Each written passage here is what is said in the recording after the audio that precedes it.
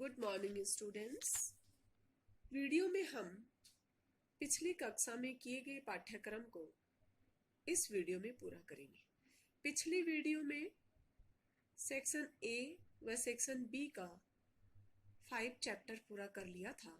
आज section B का 6 chapter से शुरू कर रहे हैं। पाठ्यक्रम के अनुसार चैप्टर 6 नेतृत्व है।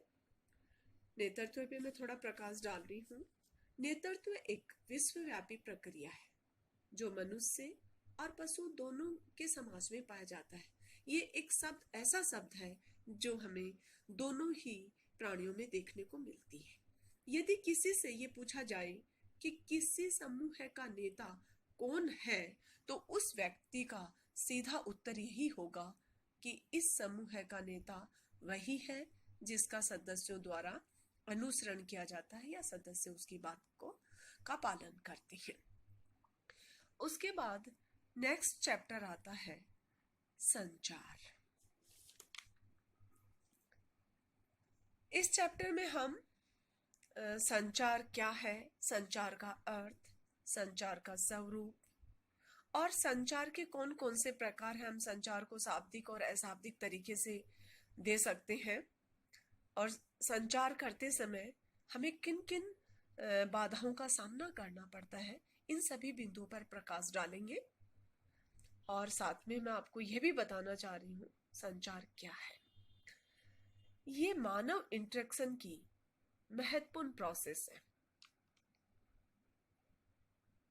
इसमें एक जीवित प्राणी दूसरे जीवित प्राणी से सूचनाओं एवं अनुभूतियों को आपस में आदान प्रदान करते हैं। पशुओं में भी संचार की क्षमता होती है।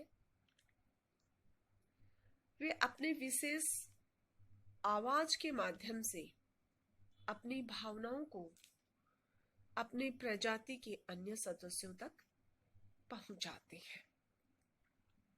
उसके बाद नेक्स्ट टॉपिक आता है हमारा प्रोसोशियल बिहेवियर, प्रसामाजिक व्यवहार। प्रसामाजिक व्यवहार में हम पढ़ेंगे प्रसामाजिक व्यवहार का अर्थ क्या है, उसका स्वरूप, ऐसे कौन कौन से कारक हैं जो प्रोसोशियल बिहेवियर को प्रभावित करते हैं या हेल्पिंग बिहेवियर को प्रभावित करते हैं। और उनमें समाज मनोवैज्ञानिकों ने तीन मुख्य फैक्टर्स पे प्रभाव डाला है। परिस्थिति जन्य निर्धारक, सामाजिक निर्धारक और तीसरा है व्यक्तिपरक निर्धारक। तो अब हम ये चीज देख रहे हैं कि प्रोसोशियल बिहेवियर क्या है। ये एक ऐसा व्यवहार है जिसके माध्यम से समाज मनोवैज्ञानिकों ने बहुत रुचि दिखाई है या जिनके अध्ययन में बहुत रुचि दिखाई है। ऐसे व्यवहारों में दूसरे व्यक्ति को लाभ पहुंचता है।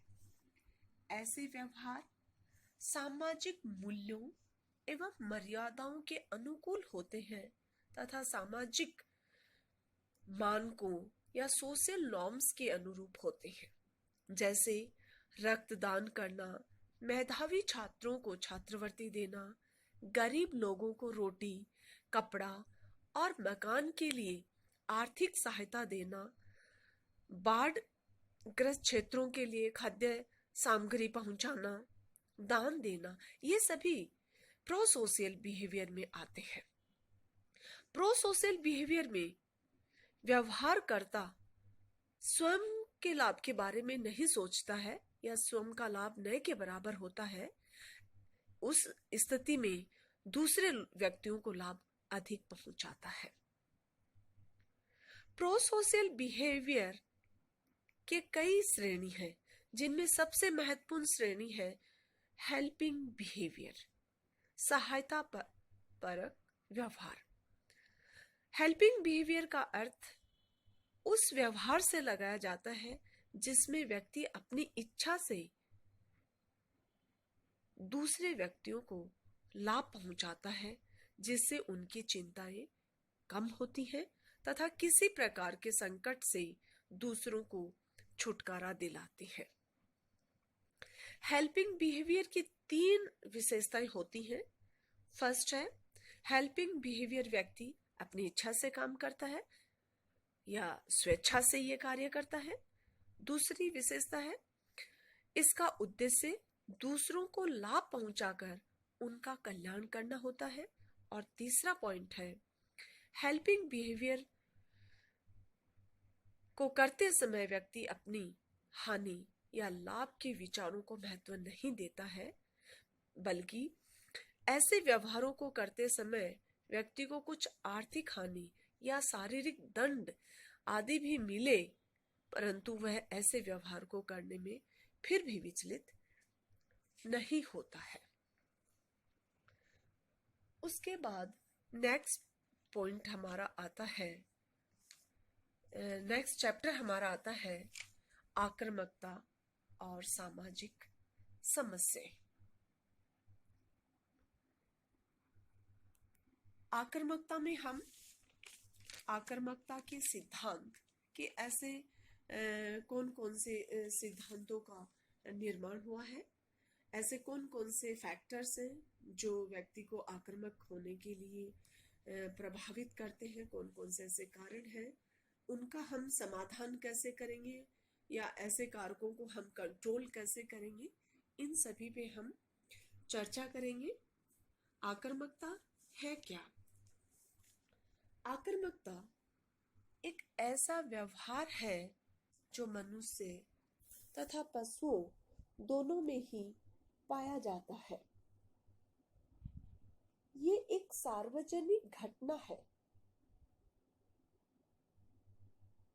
ये व्यवहार जानबूझकर दूसरों को हानि पहुंचाने के उद्देश्य से किया जाता है।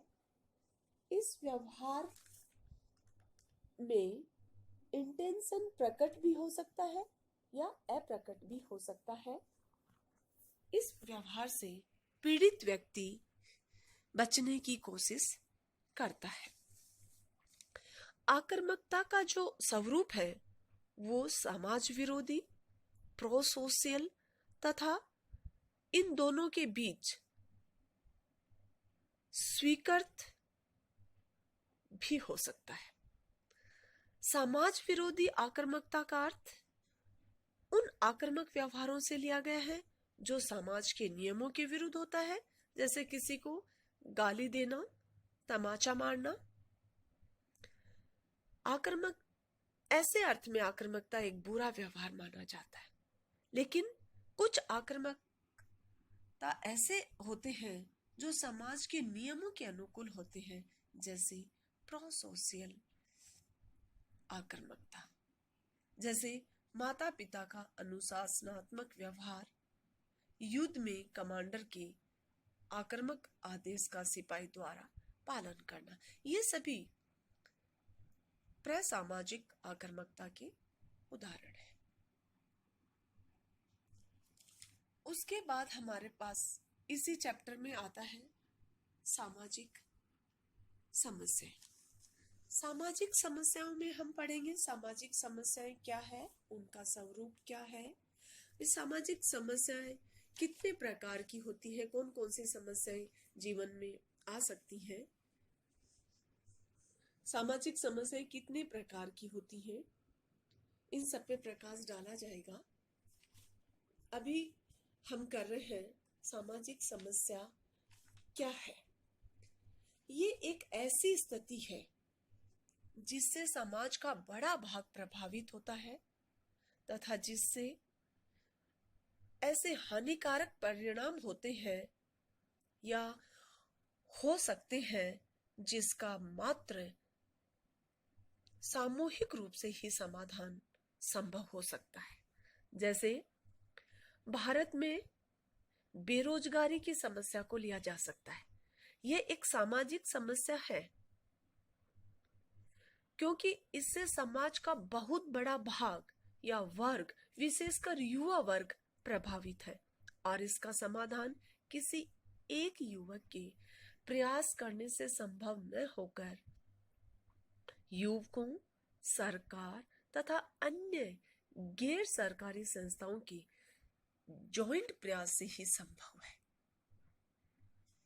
गरीबी, जनसंख्या की बढ़ोतरी, युद्ध, असंतोष, आतंकवाद, कुछ ऐसी सामाजिक समस्याएं हैं। सामाजिक समस्याओं को हम समझने के लिए यह भी जरूरी है कि इनकी कुछ विशेषताएं भी हैं। फर्स्ट है, सामाजिक समस्याओं की जड़ है वो समाज है। सामाजिक समस्याओं का परिणाम भी सामाजिक ही होता है, क्योंकि उसका प्रभाव प्रत्यक्ष या अप्रत्यक्ष रूप से पूरे समाज पर ही पड़ता है। किसी भी सामाजिक समस्या का समाधान किसी एक व्यक्ति के प्रयास करने से संभव नहीं हो सकता। पूरे समाज के प्रयास से ही सामाजिक समस्याओं का समाधान हो सकता है। तो इस तरह से हम इस पूरे